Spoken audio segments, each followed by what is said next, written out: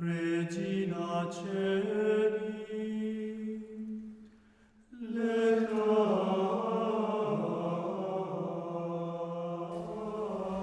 Praised be Jesus and Mary.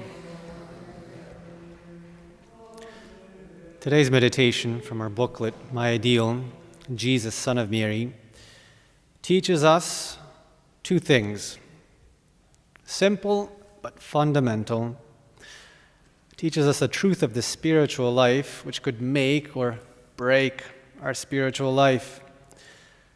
Today's meditation teaches us that love does not necessarily mean emotions, does not necessarily mean spiritual consolations, but rather it teaches us that love means working for and suffering, above all, suffering, being ready to suffer for the person that we love. The meditation then goes on to teach us, suggest methods on how to acquire that true love, how to be able to work and suffer for Our Lady, the object of our love.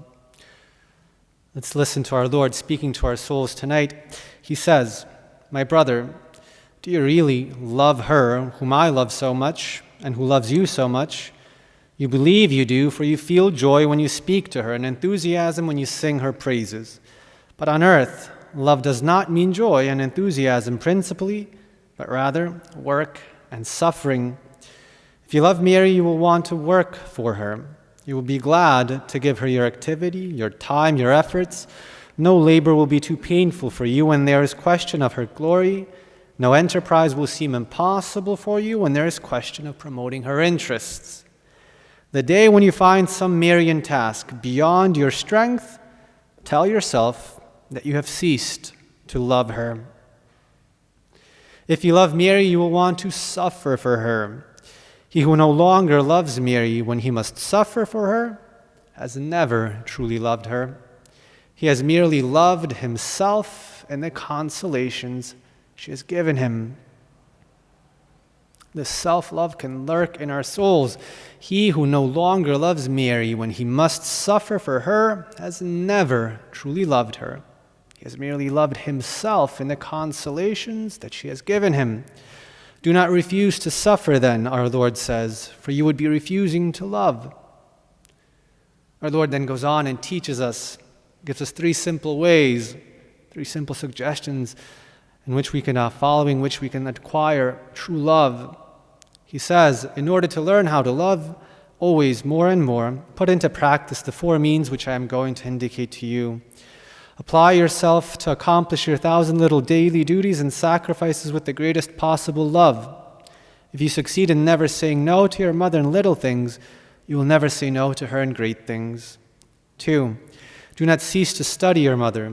Learn from books all that you can about her and the lives of those who have loved and served her. Then reflect on what you have learned. 3, live constantly in union with her. You cannot live in intimacy with her without finding her more lovable and without loving her more day by day. 4, finally, ask of me the grace of loving her and of growing constantly in this love. The love of my mother is a grace, our Lord tells us, and all graces are obtained by prayer. Ask and you shall receive. Ask without hesitating then, for this grace cannot fail to be conformable to my designs. Our Lord then goes on and says, to hesitate to ask would be to blaspheme my mother and myself. It would amount to supposing that I could want you not to love her. To hesitate in our love for Our Lady, to hesitate in asking our Lord to give us that love for Our Lady would amount to blaspheming both his mother and himself, because it would amount to supposing that he could want us not to love her, which is unimaginable. Is not your very desire of loving her due to my inspiration? Would I have inspired such a desire if I did not wish to satisfy it?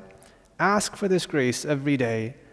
Ask for it above all when I come and unite myself to you in the Holy Eucharist.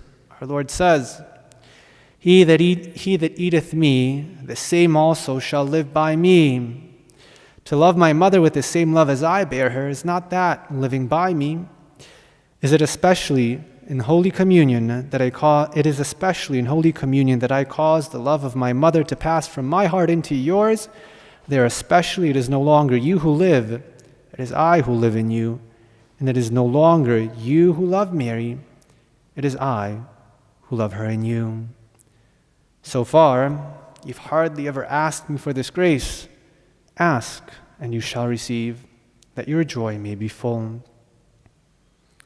We respond to our Lord today with the author, Father Newbert, with the words that he suggests to the faithful souls that listen to Jesus. O good Jesus, by the love with which thou lovest thy mother, grant me, I beseech thee, to love her truly as thou truly lovest her and wishest her to be loved.